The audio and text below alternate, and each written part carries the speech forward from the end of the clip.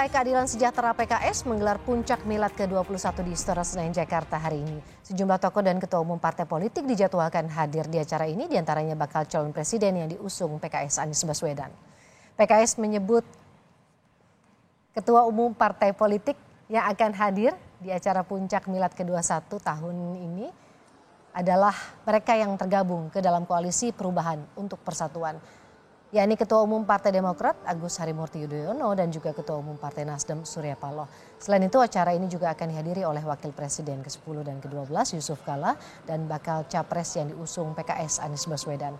Adapun tema yang diangkat di acara puncak milad ke-21 PKS adalah semangat perubahan untuk persatuan.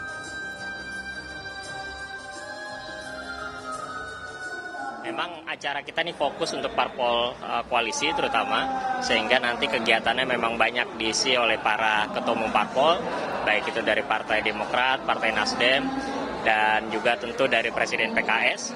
Tapi juga ada pesan kebangsaan dari Ketua Majelis Syuro PKS, Dr. Salim, serta Pak Yusuf Kalla, yang insya Allah juga akan hadir. Dan ditutup dengan pidato bakal capres yang sudah kami usung, yaitu Bapak Anies Rashid Baswedan. Dan harapannya untuk tahun 2024 nanti selain PKS insya Allah kita berharap bisa menang dalam pemilu, juga kita berharap Anies Baswedan bisa menjadi Presiden Republik Indonesia. Apa yang dibahas dalam acara puncak milad ke-21 PKS nanti kita akan tanyakan langsung ke jurnalis Kompas TV, ada Cindy Permadi yang akan melaporkan langsung dari Istora Senayan, Jakarta. Selamat siang Cindy, seperti apa rangkaian acara puncak milad ke-21 ini yang nanti rencananya akan dilaksanakan pukul 1, betul ya Cindy? Ya, rencananya bahkan dimulai pada pukul 1 dan tentu saja dalam milad ke-21 tahun PKS ini jadi agenda utama adalah pidato politik dari Presiden PKS Ahmad Syahiku, kemudian juga akan diakhiri oleh pidato kebangsaan dari bakal calon presiden yang diusung oleh PKS, Partai Demokrat dan juga Partai Nasdem atau yang tergabung dalam koalisi perubahan untuk persatuan itu adalah Anies Rashid Baswedan.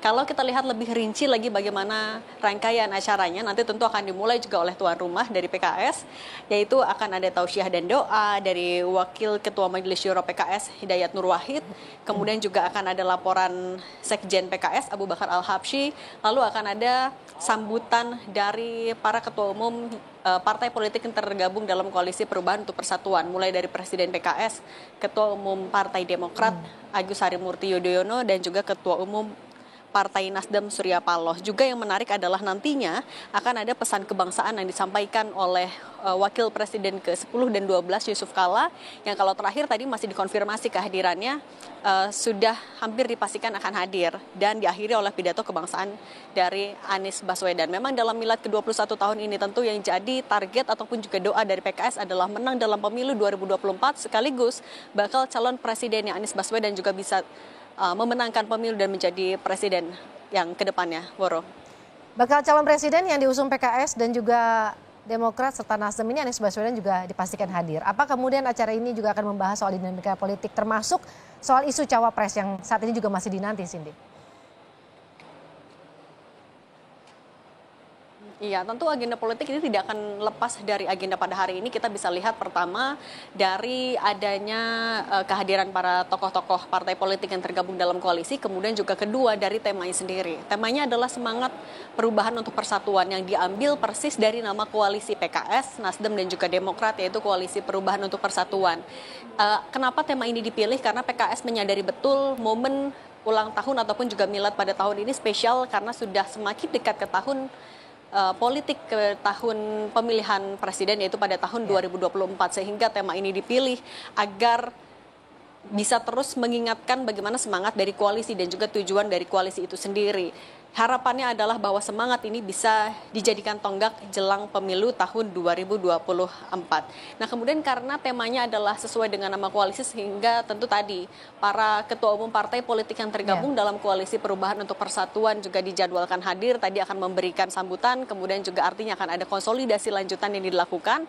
Lalu juga apakah akan ada kode soal cawapres. Kalau terakhir dari Anies Baswedan dalam agenda milad hari Kamis lalu di Yogyakarta, beberapa kodenya adalah berkontribusi dalam kemenangan, kemudian bisa bekerja sama di pemerintahan, bisa bekerja sebagai satu kesatuan dan juga punya visi misi yang sama agar geraknya searah.